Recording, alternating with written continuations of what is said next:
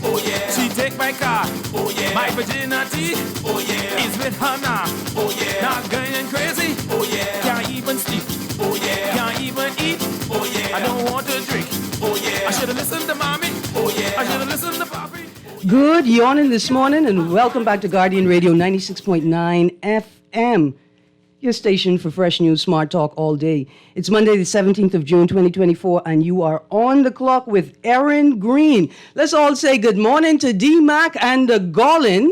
I hope everybody had a wonderful Father's Day. In fact, I hope that some of you took the time, fathers and mothers, but fathers primarily, to sit with your children and listen to some good Bahamian music and tell them what it means.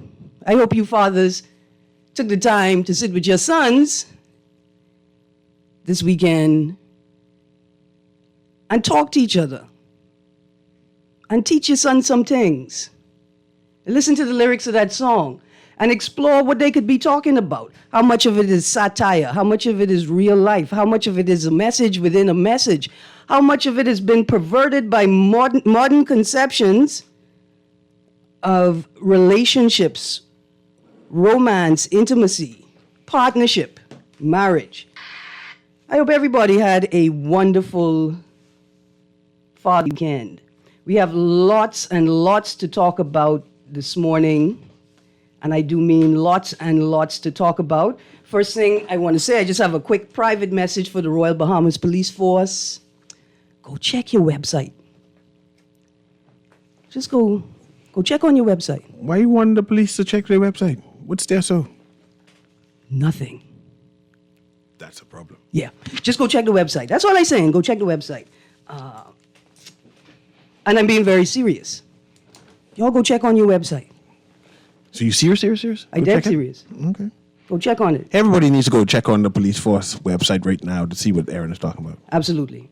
Especially members of the Royal Bahamas Police Force. Unless, of course, you're driving. So don't check. Don't check right now. Mm-hmm. You check when you stop the car. Mm-hmm. Put it in park. There's been a number of fatalities recently. Erin. Yeah, I want to run through those very quickly. I have a problem. I'm tired of being terrorized on the Bahamian roads by people who should have enough sense to know what the traffic controls are, but apparently do not have enough sense to follow them. I'm tired of it.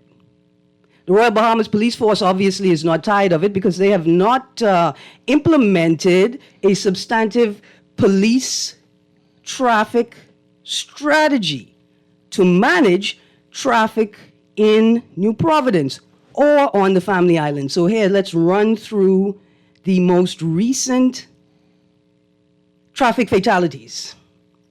First story, 10th of June, 2024.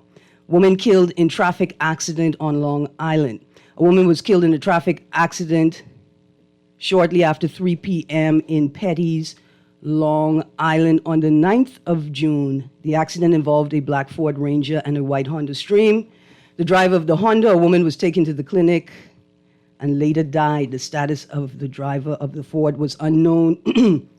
Speaking to people familiar with the incident, it appears that the driver and the passengers in the other vehicle are doing okay, possibly in stable condition. And it's possible that the woman died before the crash. and it is her death and obvious lack of control of the vehicle that caused the crash. We await a report as to the investigation on the matter. 14th of June 2024, mom of 3 killed in traffic accident. Robin Bennecourt, a recent nursing school graduate, was looking forward to sitting her upcoming exams and getting registered with the Bahamas Nursing Council before she was killed in a traffic accident Wednesday night. The 35-year-old mother was reportedly exiting a Suzuki Jeep on her way to visit a relative near Minnie Street and Balfour Avenue when a passing vehicle struck her after 7 p.m.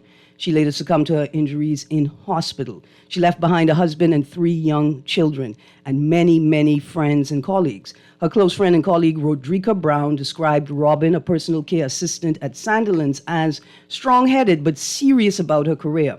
President of the Bahamas Nurses Union, Muriel Lightburn, also expressed sadness over Robin's death. Another story, 14th of June, 2024, pedestrian killed in traffic accident. A pedestrian was killed on Friday afternoon after he was struck by a truck in the intersection of Carmichael Road and Jackfish Drive. The victim was crossing Carmichael Road when he was hit. Chief Superintendent Chrislyn Skipping said the driver of the Dodge Ram truck remained on the scene and is assisting with the investigation.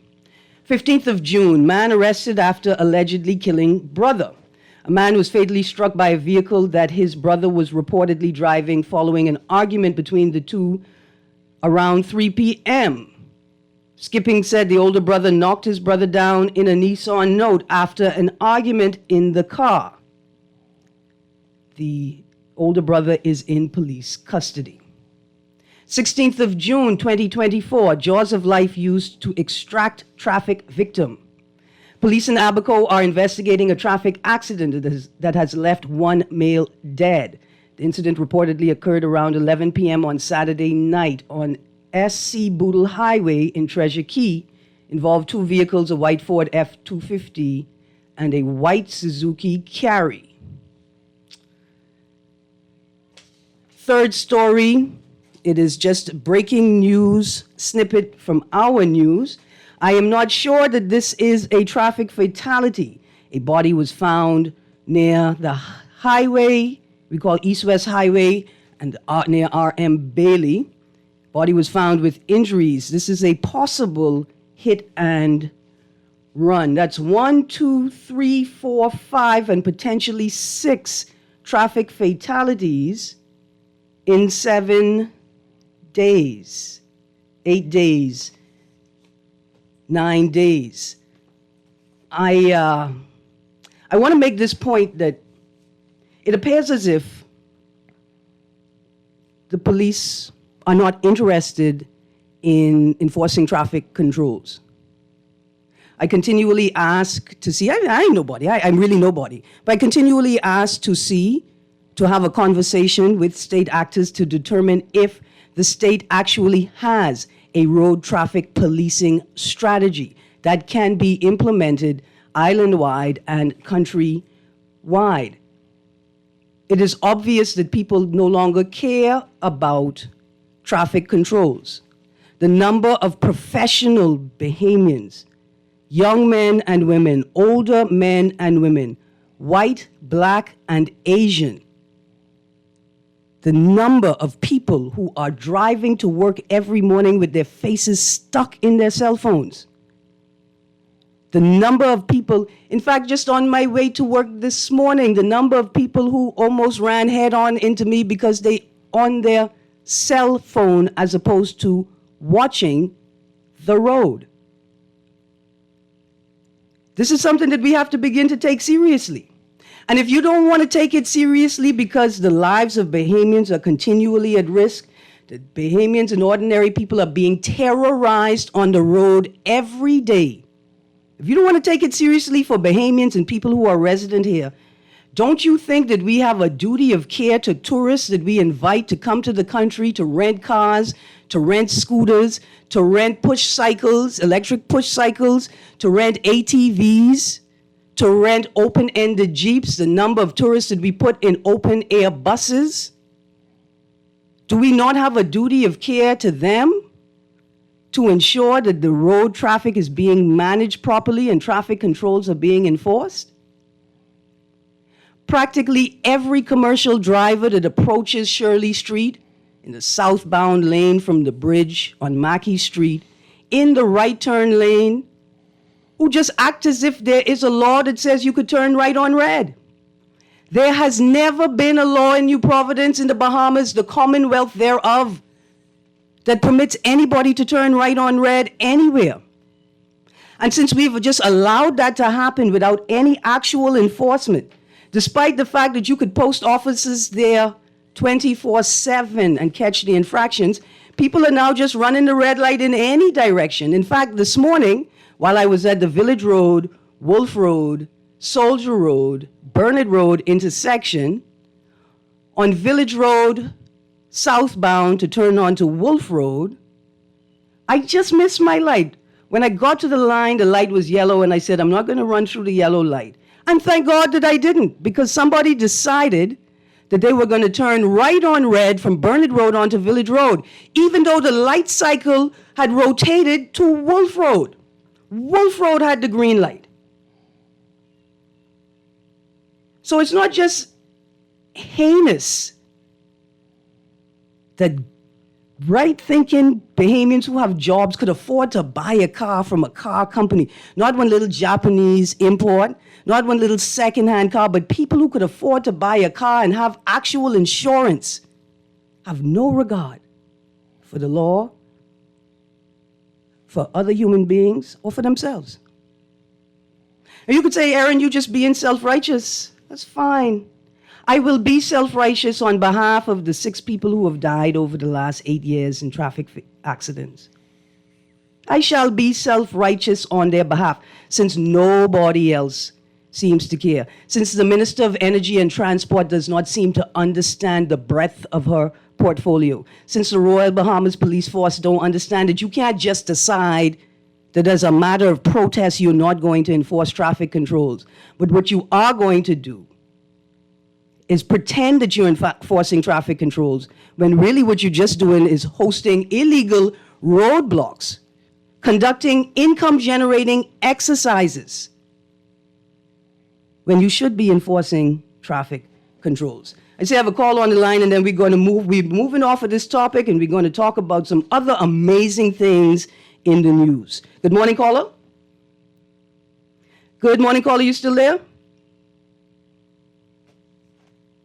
I hear something in the background. Don't worry, producer. Let's go.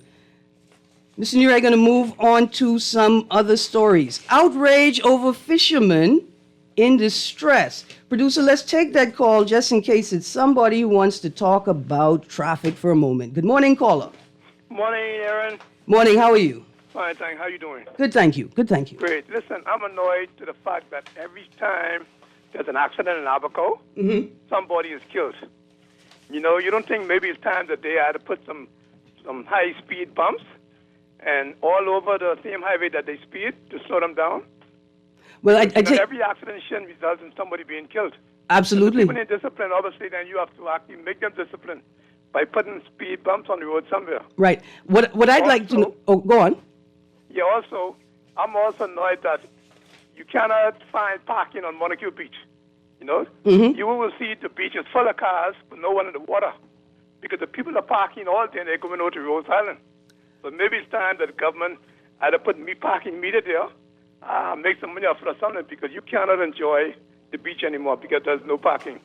Listen, that's the least of our problems. We've got at least one vendor operating on Montague Beach, a site that when I applied for a vendor's permit to operate on Montague Beach, I was told that all vendors operating on Montague Beach must operate an enterprise that can be completely and totally removed from the beach at the end of each day. And now we have a vendor with a permanent structure on Montague Beach. And the question I ask is, if that vendor is attracting so much traffic to Montague Beach, why haven't the authorities opened up the eastern bathroom next to Montague Ramp? Right? Here's another pet peeve about Montague Beach. Why are people parking on the park? There's a park for poor people and children who belong to poor people so that they could enjoy the things that middle class and upper middle class Bahamians enjoy. And Bahamians who could afford cars decide that they're going to park their cars on the park. Here's the best part. They don't park their cars on the part of the park that floods. They park it on the high ground. So what are children to do if they come to the park after a rainy day? Why should children have to compete with cars? Why are the police not regularly patrolling? In fact, why don't they have a policing strategy for Montague Beach? Why don't the police ever catch these people who are fishing with fishing rods off the whale tails, off the rocks at Montague Beach? Why is it that we supposedly have so much infrastructure and none of it is being properly operated? Why are the bins on Montague Beach still too small for the space and the activity that occurs in it? Why are beaches and parks staff not assigned to Montague Beach so they're there all day collecting trash constantly and preparing it for regular pickup throughout the day if necessary? Why are we just borrowing millions of dollars to waste on poorly strategized or poorly enforced programs? It makes no sense. Here's some text. You may soon add to the traffic accidents on Eastern Road if they don't fix the road. There are about 5 different holes, about 8 square feet. Whomever dig it up, and they didn't even put any orange cones to warn drivers. These were here going on for 2 weeks now, and no one paved it back. You notice that nobody has actually painted the lines in the road, in Fox Hill Road, which makes it now difficult to distinguish exactly where the turn lane is. And in fact, when you repaint the lines, don't you think you should do an education campaign about what the lines mean? Do you know how many thousands of drivers drive through the Blair intersection, that's Newgate Road, the Johnson Road intersection, and the Fox Hill Road intersection with the Eastern Road, and they have no idea why the lines are there, what they're for, and what the people who actually know what they're for are doing when they use them. Good morning, caller. Hey, good morning, Erin. Good morning, ma'am. How are you? I'm fine, thank you. Hope all is well with you. Yes, ma'am. Yeah, with Montague Beach, there's nice view there a lot. Yes, ma'am. There is a high police presence, because when I'm out there, they pass, especially late into the evening. Mm-hmm. When I'm out there, they pass like periodically, one right behind the other. So they're always out there. Do they manage the cars? I mean, do they actually ever stop and tell people, y'all ain't supposed to park there, right? No management. No management. Do they come through and they tell? They do drive through. Like I said, I don't view during the day, but at night when I'm there, they do drive through and they shine their lights and so on and so forth. And cars just be, like you say, on the grass and stuff like that. Most of the times be those gentlemen out there who's be playing those games.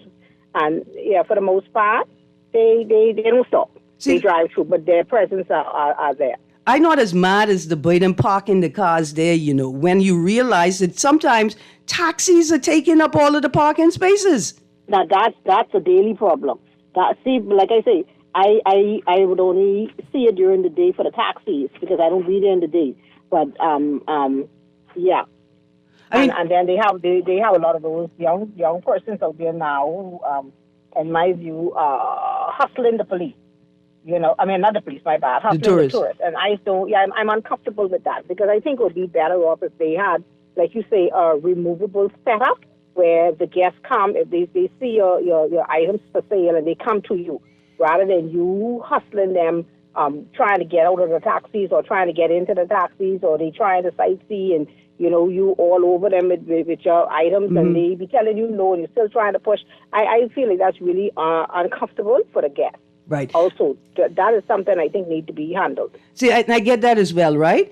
I'm a vendor. And let me tell you something, that personal face-to-face interaction, you capture the mind of a tourist and then convince them, come follow me, I got things to sell you, right?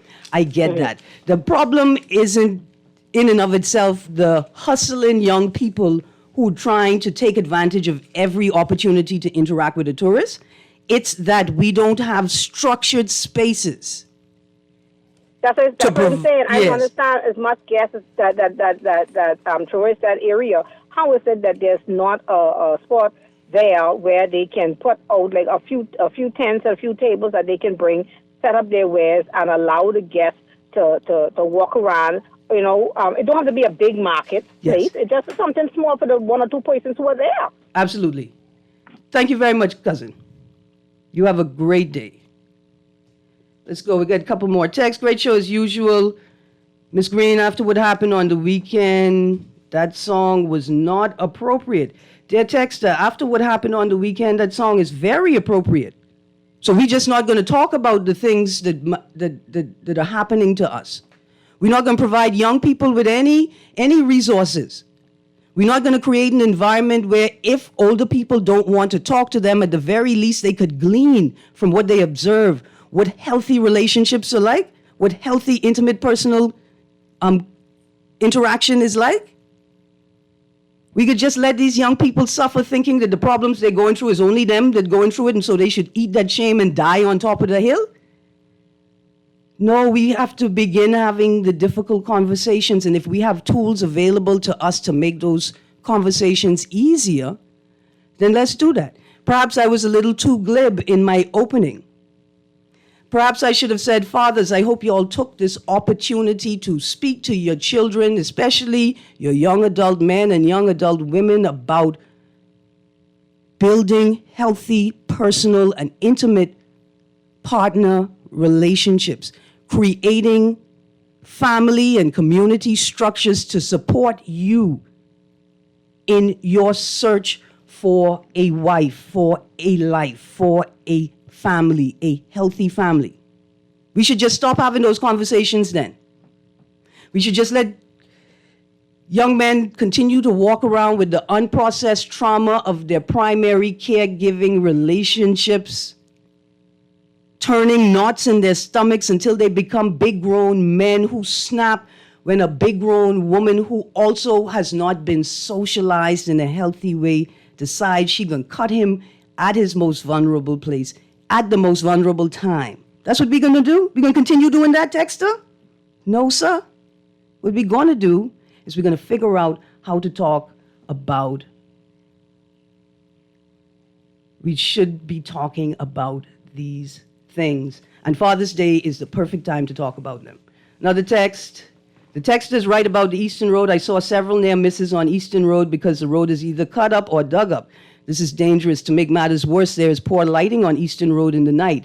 And when will they paint lines on the 8-legged roundabout on JFK?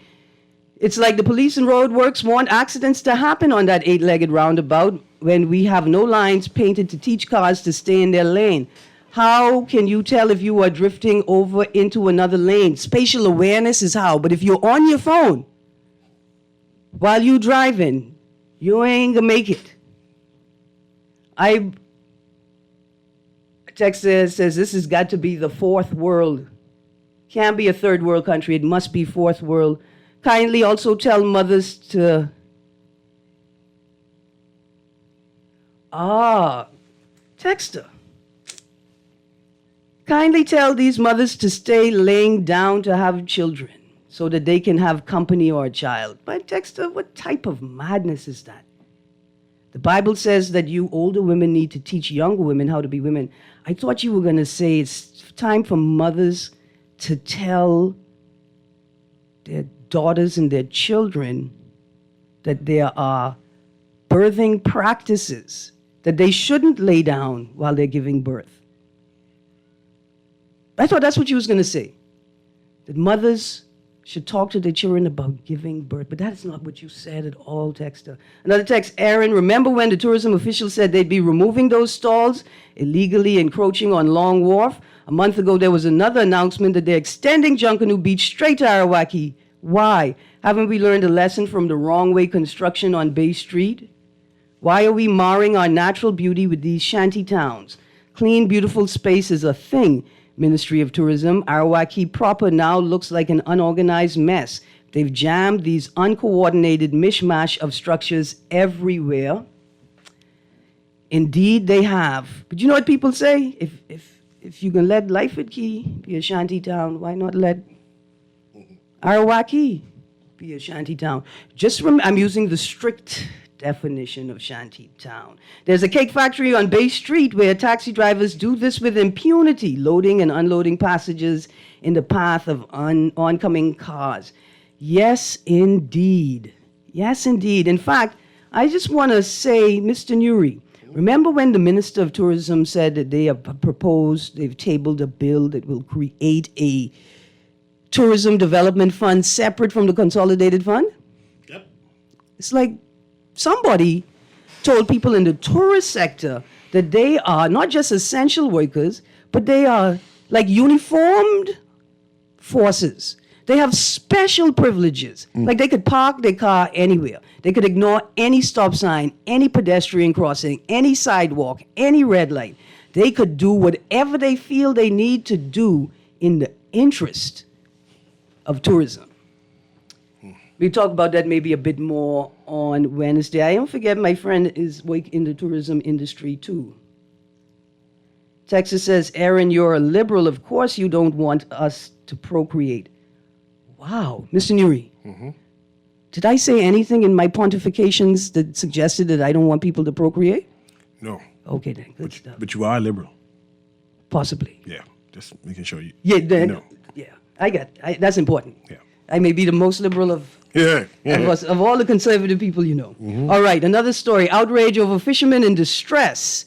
Now, this is what I got on the 15th of June. That is Saturday. A man who claimed to be a Bahamian fisherman was reportedly rescued days ago after his vessel capsized. In a video that has since gone viral, the fisherman explained to persons in another vessel that was in the vicinity that he was fishing near Bimini when his boat took on water. He requested that the men take him back to Bimini, which they declined. They offered him water and informed him that the Coast Guard would be on the way. The response to the fishermen ignited a firestorm on social media as many cried shame on the men for not offering to assist or rescue the fishermen in distress. So we're going to fast forward to today's Tribune, front page, bottom fold. Americans defend not rescuing stranded Bahamian fishermen. Americans who declined to rescue a Bahamian fisherman they found stranded at sea have received threats from angry residents. A viral video showed a purported Bahamian fisherman standing on his overturned vessel after men in another boat approached. The man said he was on a fishing trip when water entered his vessel. He said he had been stuck for a day and that other boaters passed him and did not offer help. Wow. Other boaters sailing freely through the Bahamian waters, not helping people in distress. In the video, he asked the Americans to be taken to Bimini. However, they declined and assured him officials from the U.S. Coast Guard were on the way. The Americans offered the man water, which he declined. One of them noted Bimini was 100 miles away. After people questioned why the fishermen failed to offer more help, a Gulfstream Custom Rods Company representative told the Tribune yesterday, quote, "All you need to know is without our help, this man would have been lost. We got him the help he needed while listening to Coast Guard instructions over the radio. I'm amazed at the false narrative that's been spread about this event. Desperate people in desperate situations have been known to do desperate things. I was just keeping my crew safe. This man was in another country and not in the Bahamas, so I didn't want to complicate things further because he would have only gotten on our boat if I said I would take him to Bimini. So say he was going to take him to Bimini and then don't.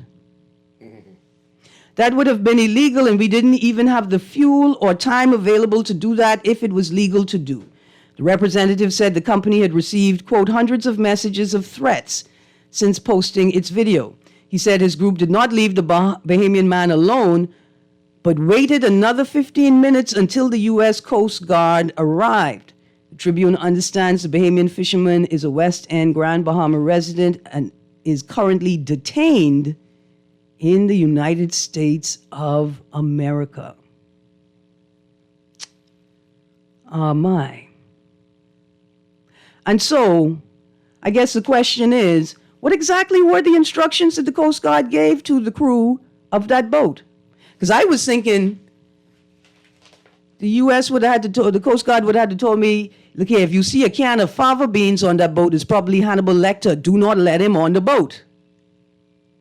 what other reason would there be for not rescuing a man at sea? So it turns out that they was not in Bahamian waters. The boat representative says they were roughly 100 miles away from Bimini. He says they were in another country, so we imagine that he had entered American territory. I don't know. This is a rough one. What would have happened if a big shark came and knocked him off that boat and bit that man while y'all were on your boat watching? Is that what the world has come to? And are you saying to me that in the case that this individual was how was it termed? A desperate person, a desperate people in a desperate situation, right? What if the number of people on your boat, you don't think that you could have safely detained him? You don't think maybe that's possible? I don't know. Anyway, we are just hoping that we have a little bit of humanity within us. That was an interesting story. I'm glad we had a follow-up on it. Another quick story. Oh, we got some more text. Says, I'm tired of being blown off the light on Mackey Street to turn right onto Parkgate when the light is on green and I am awaiting the turning arrow. I'm sick of it. On Friday, I had one car go around me on the left and another went around me on the right and turned into Parkgate Road, both nearly causing accidents. Where are the traffic officers? Help. So let's talk about that intersection. Village Road, northbound from the Bernard Wolf Soldier intersection, approaching Parkgate. There are lights there. If you will notice, there are lights on the left-hand side of the road and there are lights on the right-hand side of the road. Both sets of lights have a turning arrow, a separate turning arrow, which means if that turning arrow is red, you cannot turn right on red. I think the texter is talking about driving south. You could be talking about both. He say he's turning right. So right. Picture driving south. So on the southbound lane, there's, I think, at least one light, and there's a turn arrow.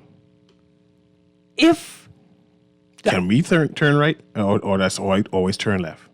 So if you're southbound, it's straight and turn right only, right? When the turn right light is green, the right arrow pointing right is green, then those cars have the right of way to turn right.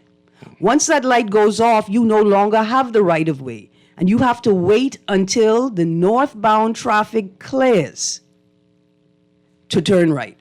The people heading northbound on Village Road in the left turn lane to turn onto Parkgate, they have the right of way. You don't have the right of way turning right from Village Road onto Parkgate, southbound, if your green turning light is no longer on. These are things that you're supposed to know, and many of you do know him, but you just decide you don't care to follow them. Good morning, caller. Good morning, Erin. How are you? I'm good, thank you. How you do? Good. I got a sweet one for you. Yes, sir? Comment on when you go around the roundabout by AF Adley, or by the Grove Police Station. Okay, yes. The bus drivers have created a bus stop right there with no sign in the front of the police. Yep. And the police wouldn't. The people coming around the roundabout, not knowing this bus is going to stop. He stops right there, bam, and somebody's standing there. He stops right there, bam, he don't care. And this right across from the police station. So you see why all these other things are happening. Yeah. Right? The police would not come out. Well, they know it's not a bus stop. The people know it's not a bus stop. But the police does nothing. And that creates accidents. Yep, absolutely. Absolutely. And right in the front of them. Right in the front. See, I'm going to be generous and say that the police have been in protest for a minimum of 25 years, and this is the evidence of their I was going to say requited, but that's like a love affair. But this is, I think, the manifestation of an unattended crisis. Nobody's paying attention to the police. And the next thing, Erin. Yes, sir. People, they have no respect for metal. When I say metal, I mean vehicles. Oh, no. You could look back all you want and make sure nothing coming or nobody walking behind you. And the minute you backing out, here comes somebody just walk right behind you and you truck backing out. It's like they don't care. They want to get knocked down because they think They always tell you, oh, you can take care of me if you knock me down. We're at PMH? We're at PMH? And they don't know half of these people ain't got no insurance. There you But go, sir. They have no respect for vehicles. We're having a real problem with spatial awareness. We're having a real problem with critical thinking. The next thing, when the light turn on the green for the traffic to flow, whichever we want to do, but don't try to cross the road then. Yeah. Some people have the right of way. Well, something happened in schools where we stopped teaching pedestrian safety. Right. The number of adults that refuse to walk single file in the road is astounding.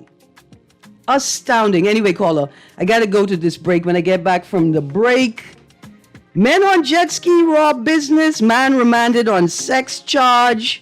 Sweeting, 12 new shanty towns discovered. Like I said, we got lots of news. We'll be right back.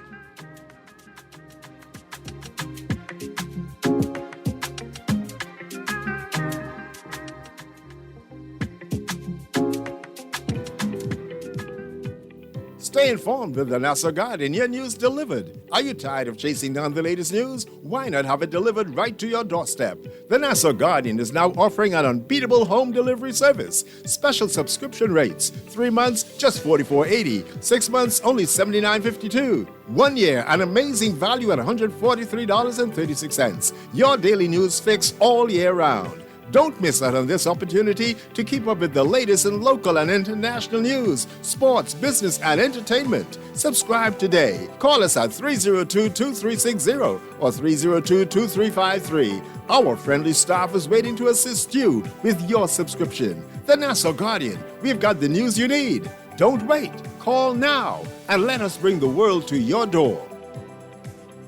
Sign up now for the 2024 Michael Scootery Peace on the Streets Basketball Classic, taking place Monday, July 15th to Sunday, July 21st at the Hope Center and the Candlelight Exchange. We are shooting hoops instead of guns. Phone 601-4842 or visit our Facebook page. Sign up today for the 2024 Michael Scootery Basketball Classic. Peace on the Streets 2024 is coming.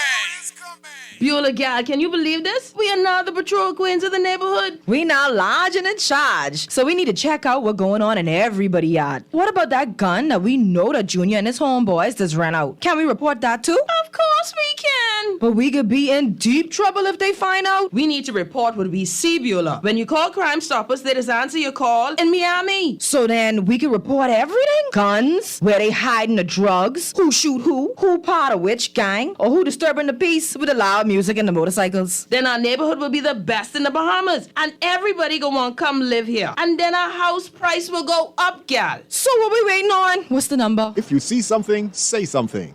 Let us all pitch in and stop the crime before it's your time. Call 328-8477 from Nassau or 242-300-8477 from the Family Islands. Or text us through the Crack Crime Bahamas app. Stop the crime before it's your time. Ken kek bureau médical qui fouette tête yo nan bay multiple services. Mais nous dans Fort Terrace Diagnostic Center, image c'est ça nous fait. Même bagay pour l'autre location nous yo, image nan gouverneur ni nan Kamakelo. Même si nous ta besoin yon radiographie, mammographie, échographie ou scanner pour femme grosse, nous gen yo. Yon équipe commissionnaire conseil radiologue certifié tout employé yo. Yo chaque ak propre domaine yo bay docteur ou résultat nan 24 heures temps. Relais 328 81 57 pour rendez-vous dans Fort Terrace Diagnostic Center, location Kamakelod ou bien image nan Grosvenor Jodia. You try to rest, roll with the best. For all your printing needs, there ain't no one better, no. For posters and banners, magazines and flyers. For window decals, greeting cards and newsletters. No job too big and there's no job too small. You name it, we can print it. Just give us a call. Let Print Masters bring your masterpiece to life. Located in the Nassau Guardian Building, telephone 302-2361.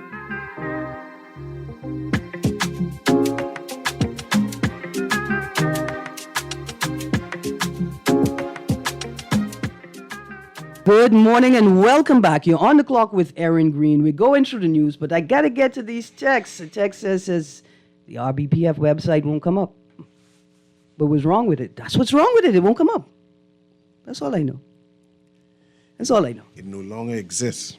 I mean, technically, the thing say me family history, and then one says maspolice.org. Yeah, anyway, I just saying, just go, if you touch a police officer today and tell them, go check on your website. Make sure it's safe. Yeah, I mean, same message I have, you got a mango tree, go check on your mango tree. Mm-hmm. You got a scarlet plum tree, go check on your scarlet plum tree. Make sure it's safe. Make sure it's safe. Erin, last thing Bahamians want to be doing is threatening Americans. Y'all better play with y'all kids and not the great American overseers who make sure we have a dollar value and tourist industry. Okay. Good morning, Erin. I don't know if I misunderstood you, but that guy who was found on R.M. Bailey Park had gunshot wounds, according to Ms. Skippings. But I said I was not sure. What I said was there was an early story, breaking news, and at that point, it only indicated that the body, there were obvious signs of injury on the body, but they didn't indicate what the injuries were. I think bullet wounds typically, not all the time, are pretty easy to identify. And I thought that if they did not indicate clearly that it was a result of gunshot wounds, that maybe it was a traffic fatality, a hit and run, given the area in which the body was found. I'm glad that there's more information available to the public. I hope you're not upset, though, that I went down that sort of road of interrogation, because it is not unreasonable to presume or to consider that it may have been a hit and run.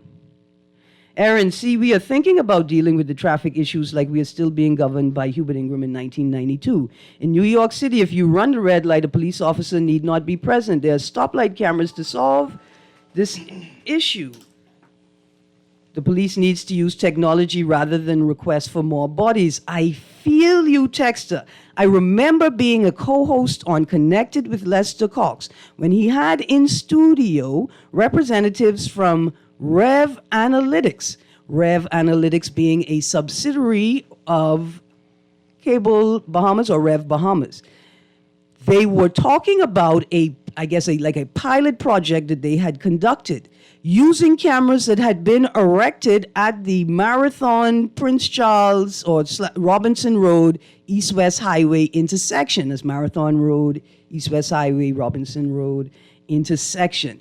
That the individual indicated that roughly, I think, $1 million or a couple $1 million worth of fines could have been generated if police were using the camera system. And I imagine also had a strategy that involved posting officers nearby. Right? So Lester Cox's show, I started with Lester Cox in 2014. That's 10 years ago. We know that the technology exists. We just don't know why the technology is not being used. I would have hoped to have heard more about it coming out of the Royal Bahamas Police Force's inaugural Tech Expo. Perhaps I need to invite members of the force on to give us a follow-up or recap on that discussion. Producer, let's go to the phone line. Good morning, caller. Yeah, how you doing? Good, thank you. How are you? Everything good, Erin. Good. So earlier on, I was listening to you, especially when you talk about the relationship and how important positive relationships are. Mm-hmm.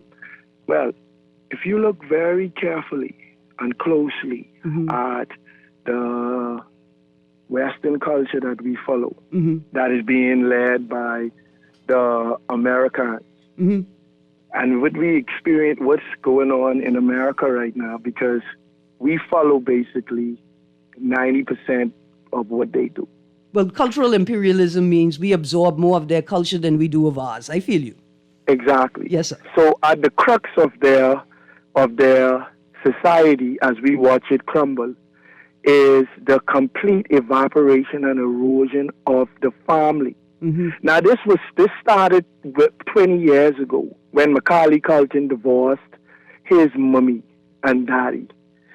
So as we go and continue to see, I'll give you an example. There's this music artist in America, Little Nas X.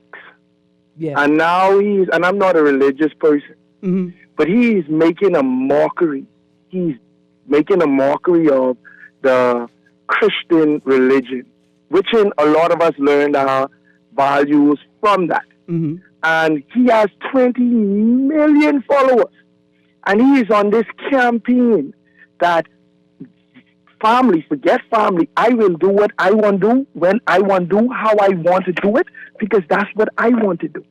And as a result of that, this social erosion that we are now witnessing, that is literally causing a depletion in our population.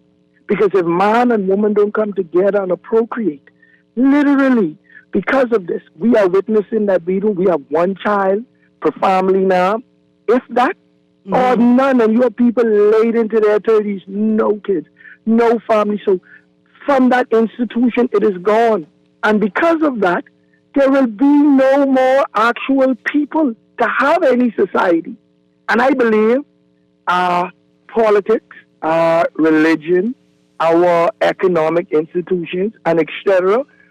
are now all starting to feel the bite of this individualistic, imperialistic I with old family, and that is at the crux, and it's a direct correlation and causation of why our problems are coming from the erosion of the family. I got you. Now, stick with me for a second.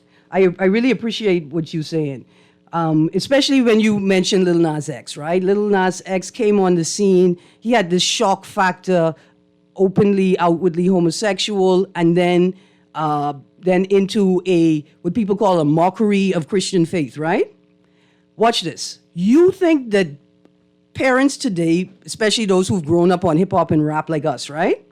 Do you think that they sit with their children and they interrogate the lyrics of these songs with their children in the same way that they sat and interrogated every single lyric in the Kendrick Lamar Drake beef? Like people took delight in that conversation, in all of the intellectual interrogation of Kendrick Lamar's lyrics, how he's dissing up Drake, Drake's response. I mean, hundreds and hundreds of hours of content generated from that.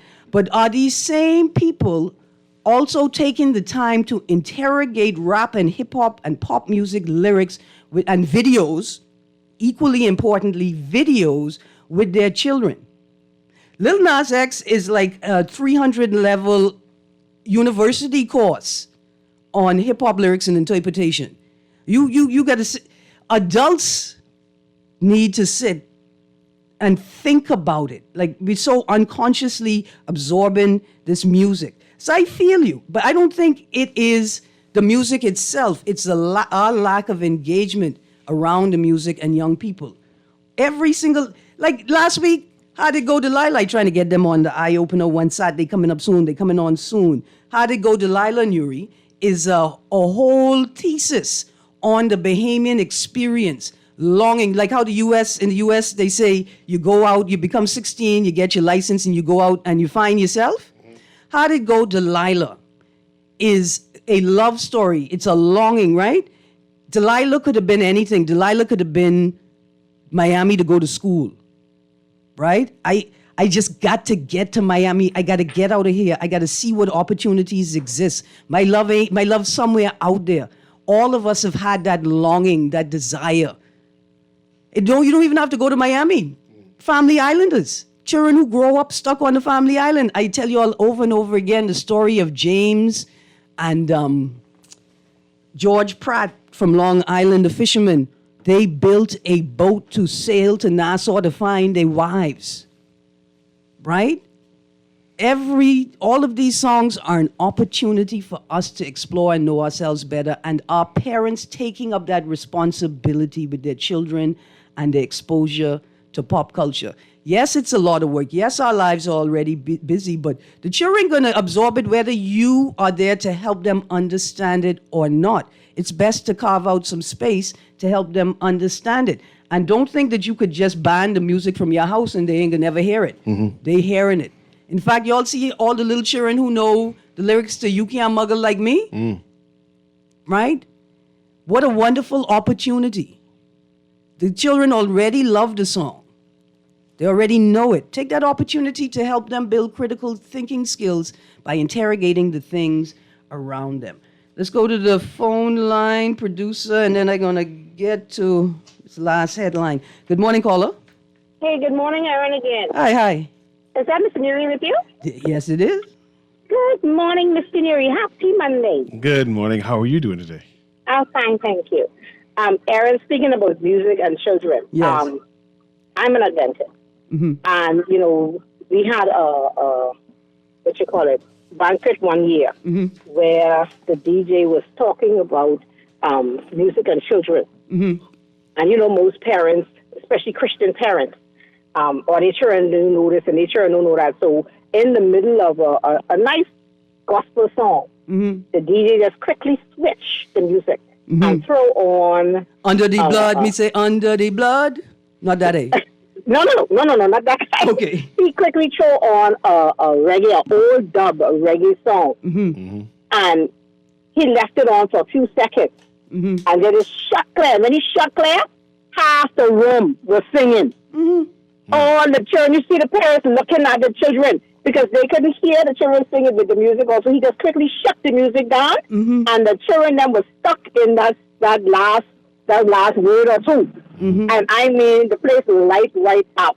I giggled till I fall to my chair because it was amazing to see the look on certain parents' face that they seem to think the children, like you say, children know these and hear these songs in the streets. So what I did for my young ones growing up, and when they get a certain age, I went to a music store and I sat with the guy and I allowed him to record some of like the old dubs and stuff. You know, the older dubs and stuff don't have like no the sexual content and weird words in it. Yeah, and the And sexual they were mostly content. life story. Yeah. So I let him record a good couple of them, and I took the CDs home, and I let my children listen. And today they're grown up, and those type of songs are their favorite. One second. They listen to, One second, producer. Prep Long Island by Johnny Cake. I don't know if you have it on YouTube. If I send it to you last week, just you cause me play one Bahamian music to end the show. Yeah, so you have to remember, allow your children to listen to what they can listen to, even if you let them listen to it at home with their headphones. Pick what you want them to hear, and as they grow, they will stick with that. Yes, ma'am. Thank you very much. Thank you very much. It's come to my attention that we're teaching children how to be adults the same way we're teaching young people how to drive. Not at all. Just not at all. We're just letting them figure it out. In the same way, everywhere you go. We're just letting them figure it out. Also, let's just go back to Abaco quickly. Yes, there's something drastically wrong. I don't know if technology solutions will be the same on Abaco, but perhaps we need more officers on Abaco, and perhaps we need to remind people that you don't even have a pretend hospital on Abaco. All you have are pretend clinics. And so it's more likely that someone will succumb from an injury on Abaco than succumbing from the same injury in New Providence. And surely that should guide our driving culture. Again, producer, last story before we go. I just have to get this on the record. This is from the Nassau Guardian, 11th of June, 2024. Man remanded on sex charge. A 36-year-old man accused of molesting a preteen girl and rendering her unconscious was yesterday denied bail. Kenton Capron faced 2 counts of unlawful sexual intercourse and 1 count of garroting the 12-year-old girl when he appeared before the senior magistrate. What is grotting? Garroting, Garotting, is when you take a thin wire and you wrap it, you use it to strangle somebody. It's usually attached to 2 pieces of wood or 2 handles on either end, and you use that to cut off the airways in someone's throat. He did it to a 12-year-old?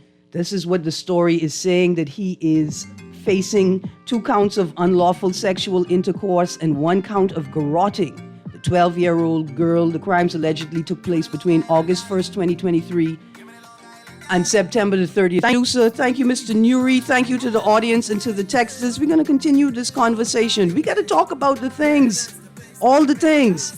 Uncomfortable, happy, we got to talk about them. You guys have a great day. Guardian Radio AM with C.A. Newry is up next. Drink, I'm smooth and sweet. Girl, come take a sip of me. I gone to Long Island, almost lost my head.